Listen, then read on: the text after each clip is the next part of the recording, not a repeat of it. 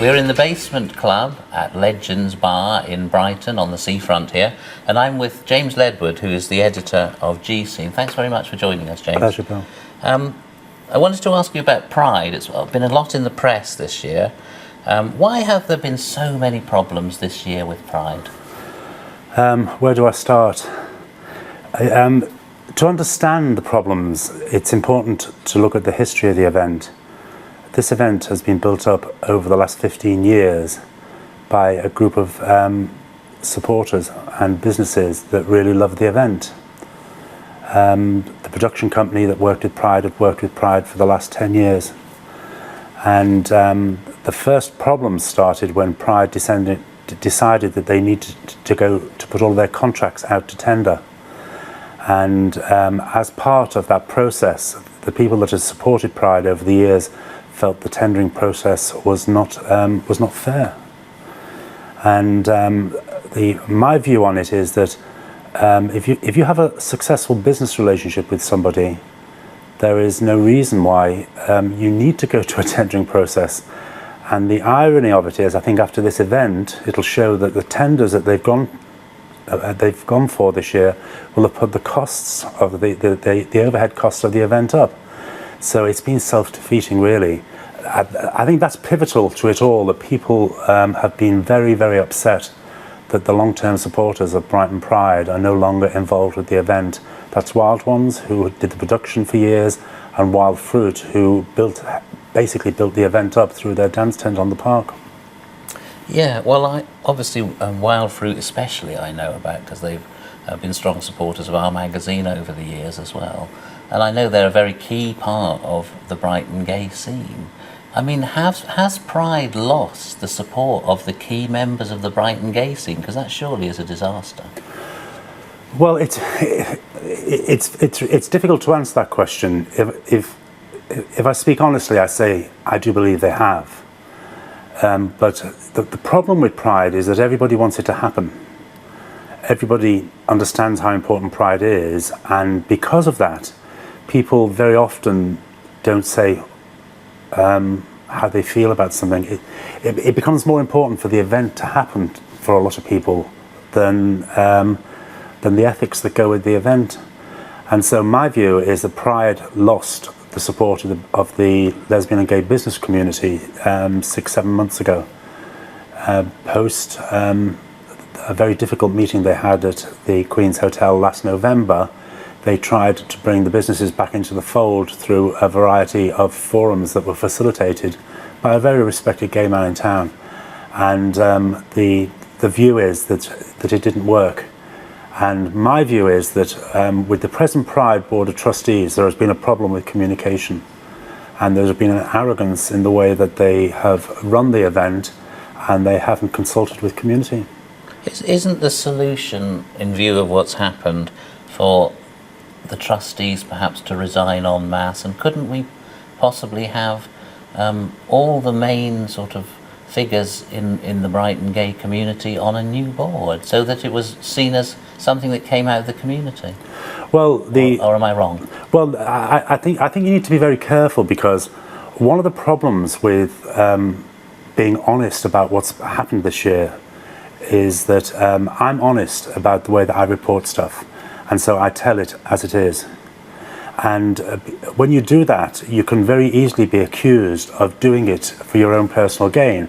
So people will say, oh, James is anti-Pride, so he can get his hands on the event.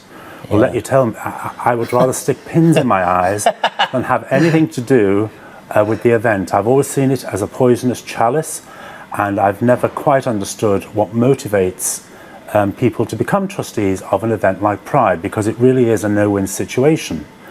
But in the old days, the people that helped with Pride were a little bit scatty, and they were well-intentioned people. But the event happened. It happened every year, and it made money for our groups. Once the event became successful and Pride became a charity, it attracted a different type of trustee, a more professional trustee. And that's where I think the problem lies, in that the trustees that have become involved with Pride don't understand what community is, and I'm sure they've got very good professional skills, in their areas, whether it be legal or whether it be business or whatever, but they actually don't understand why we do Pride. Pride is about bringing the community together once a year. And all I can say is that this year's Pride has been as divisive as any Pride that I've been reporting on for the last 15 years. Just a couple more on that, on the organisation of it before we move on. Couldn't another be? I mean, I know the council have lent Pride money. Couldn't they just put a couple of people on the board, and that might stop any fighting that there's been? Well, when I interviewed the chief executive of the council, John Barradell, last November, I said to him at the time, and this was before any of the present troubles became apparent, that the council really needed to take more ownership of this event. In Manchester Pride, it's run by the council basically. You can't have a big international event that brings multi-million pounds worth of business into the city run by a few amateurs. Yeah. You just can't do it. I couldn't agree more. And 2 years ago, this event was functioning. It ran like clockwork. It was a fabulous event. And 2 weeks ago, I think we were in 24 hours of not having an event this year, when their Barks contract deal was seen to have been problematical. I guess, I mean, let's try and be positive also. We have in Brighton, with Pride, one of the major entertainment events in the whole of Europe. I mean, it is massive in Brighton, isn't it? That weekend, it's just an amazing festival. Probably the biggest festival in Brighton by miles. And the people who've organised that over the last 10 years have brought us to this. So, we are concentrating a bit on this year being a bit negative, but actually Pride for Brighton has been a massive success. I don't know who to thank, but well, maybe you do. Well, I mean, over the years, there's been successive groupings that have come together to make Pride happen. And my instinct is that is how a Pride should be. The people with a vision, with an idea, they come together and they make the event happen. As part of their restructuring of Pride, they tried to professionalise Pride. And I think in doing that, they've lost connection with community. And Brighton has an awful lot to offer. This Pride is as good as any Pride I've been to in the world. And I've covered Prides everywhere. This Pride is one of the best Prides in the world. And I just think it's very sad that it's possible for it all to go wrong in a very short period of time, when people that are working with the best intentions maybe are not working in a way that's necessary to deliver a community event. What does Pride mean to you and to the people in Brighton? Well, I won't speak for the people in Brighton, but I'll tell you what it means to me. Okay. Pride to me is a mechanism. Pride is about people working together, lesbian and gay people working together for 365 days of the year to deliver an event on one day.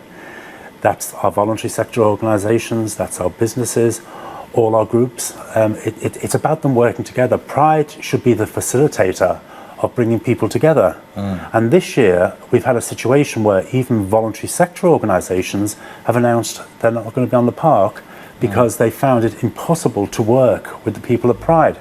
Right. Now, from a journalist point of view, to me that sounds out alarm bells. I started getting very concerned about this event last September when they announced a potential deficit of £50,000. I sat down, I did the maths, and I wanted to know where that deficit came from. And I suddenly realised that as part of their modernising strategy, they were now paying staff serious money, and so an awful lot of the overheads were going in staff wages, which traditionally had been delivered by volunteers. So once again, you can't have this big international festival and not have overheads, but there needs to be a balance as to what you can afford and what the city can afford.